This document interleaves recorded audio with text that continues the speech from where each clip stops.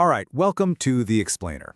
Today, we're taking a trip way back in time to a world that was literally forged from fire and ice, ruled by some pretty intense warrior gods, and destined for a fiery end. These are the epic stories of the Norse people, a mythology that didn't just define the Viking Age, it continues to shape our world today in ways you probably don't expect. So what does the god of thunder have to do with your Thursday? It sounds like a weird question, doesn't it? But the world of the Vikings is actually a lot closer than you might think. This isn't just some dusty, ancient history. It's a story that's literally woven into the fabric of our modern week, hiding right there in plain sight. Let's dig in and see just how deep these roots go. To really get a handle on how the Vikings saw the universe, we have to go back. All the way back to the very beginning, a time before time itself, before there were any gods or any people, when there was nothing but a vast, primordial emptiness. So, picture this. Before anything, there was just this giant, empty space called Ginnungagap, the yawning void. On one side, you had Muspelheim, a realm of pure, raging fire. On the other, Niflheim, a world of just brutal, bitter ice. And it was from the clash of these two polar opposites that a universe was about to be born. The Norse creation story is one of incredible cosmic violence. It all kicks off when that fire and ice smash together, and out of that collision, the very first being forms, a giant named Ymir.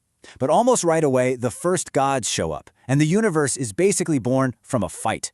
Odin and his brothers take down this massive giant, and then they build our world, Midgard, from his body. His blood, that becomes the oceans. His bones form the mountains. It's a really brutal beginning, and it totally sets the tone for everything that comes after. Okay, so the world is literally built from the corpse of a giant. But who were the powerful beings calling the shots in this brand new universe? Well, as you're about to see, it wasn't exactly one big, happy, divine family. The Norse pantheon was actually split into two different groups. You had the Aesir, who were the gods of war and power, ruling from their fortress Asgard, and then you had the Vanir, who were more tied to nature, fertility, that kind of thing. These two clans fought a brutal war before they finally made peace and integrated. A lot of scholars think this myth might actually be a kind of echo of real history. The story of a conquering warrior culture merging with a more agricultural, local society. Leading the main group, the Aesir, was Odin, the Allfather. He was a relentless seeker of wisdom, but also a god of poetry and war, a pretty complex guy. Alongside him were his wife Frigg, his famously powerful son Thor, the god of thunder, and Baldur, the beautiful god of light who was loved by everyone. And you can't forget Tyr, the god who literally sacrificed his own hand for the sake of keeping order.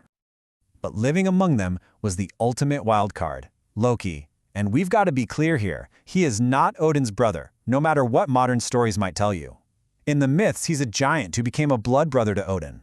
He's the ultimate trickster, a pure agent of chaos, whose cleverness is matched only by his capacity for destruction. And yeah, his shifting loyalties will ultimately seal the fate of every single god. So these gods, giants, and other creatures, they didn't just live in a single heaven or a single hell.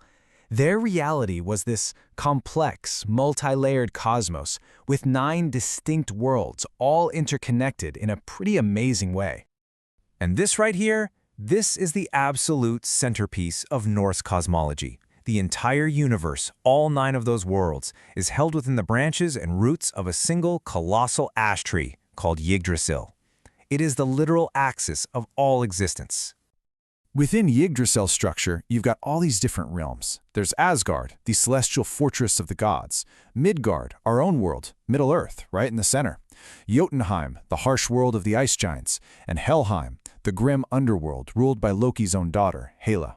And check this out. The only way to travel from our world, Midgard, up to the home of the gods in Asgard was across the Bifrost, a shimmering rainbow bridge. And it was constantly guarded by the god Heimdall, whose senses were so sharp they said he could hear wool growing on a sheep.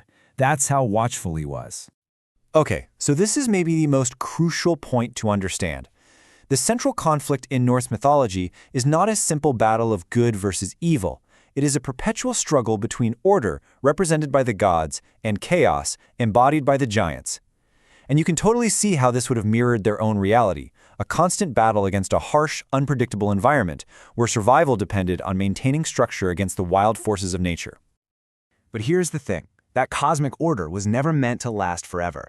The gods themselves lived with the constant knowledge of their own doom, a final, world-shattering prophecy they knew they could not escape. They called it Ragnarok, the twilight of the gods. But it wasn't just a final apocalypse. It was understood as a necessary destruction, a violent cycle that would wipe the slate clean to make way for a new world to rise from the ashes. As you can see, the prophecy lays out a devastating chain of events.